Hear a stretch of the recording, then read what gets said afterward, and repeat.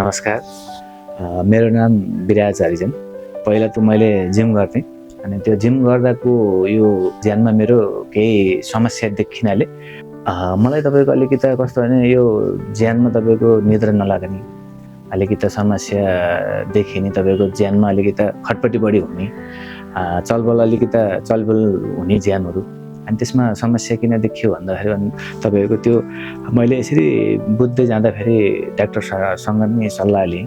त्यो सल्लाह लिँदा तपाईँको खासै त्यो दबाई खाँदा नहुनाले अब तपाईँको जान त म हस्पिटल पनि गएँ, तपाईँको पोखरासम्म पनि पुगेँ। अनि पुग्दाखेरि पनि तपाईँको खासै त्यति दबाई खाँदा पनि त्यति त भएन मलाई।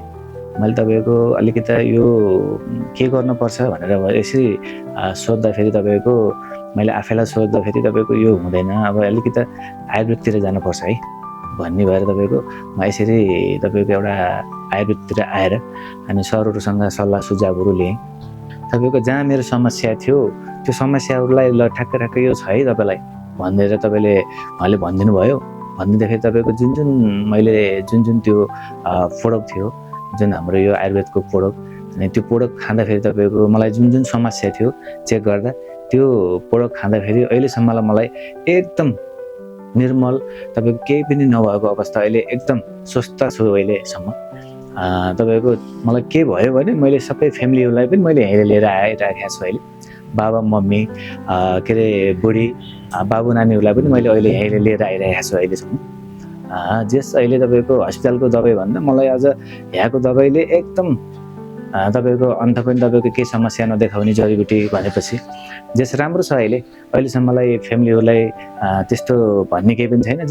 थोरै के भयो भने यहाँ लिएर आउँछु, उहाँहरूले भनेको जुन रोग थियो त्यो रोग यहाँ लिएर पनि अझ सानीको भइरहेको छ। साथीभाइहरूले पनि एकदम ठिक छ भनिराख्नु भएको छ। मैले अझै पनि कतिजनालाई त भनिदिएको छु मैले, उहाँहरूले यस्तो भइराख्दाखेरि हिँड्नुहोस् न, मैले चिनेको ठाउँ छ भनेर पनि ल्याइदिइरहेको छु। मेरो भाइ पनि एकचोटि आएर पनि यहाँ दबाई लानुभएको थियो अनि मेरो भाइलाई पनि अहिले एकदम राम्रो हुनुहुन्छ उहाँले।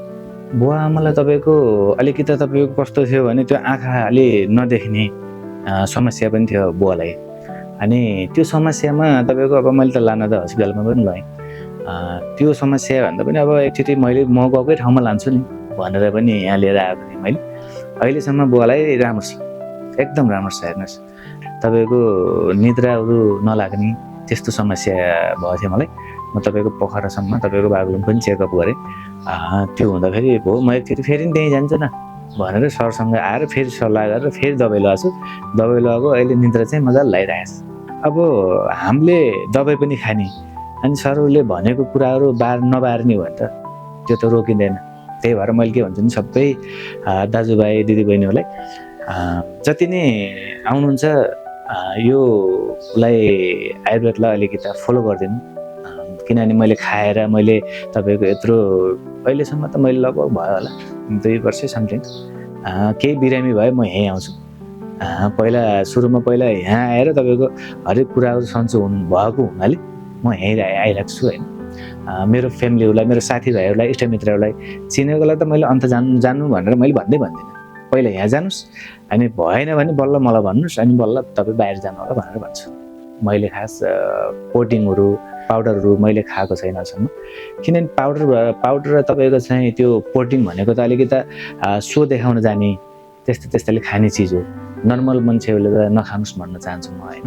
अब यही आयुर्वेदमा नि हामीलाई सबै छ, मैले पनि लएर खाइरहेको छु अहिलेसम्मलाई। त्यही भएर मैले के भन्न चाहन्छु भने सबै साथीभाइहरूलाई पनि शरीर छ, जम्मै छ, शरीर छैन केही पनि छैन भन्न चाहन्छु म। त्यही भएर मैले साथीभाइहरू म आफै बुझ्ने भएर तपाईँको चेक गरेर तपाईँको सबै यो कुराहरू साथीभाइलाई पनि भन्न चाहेँ मैले।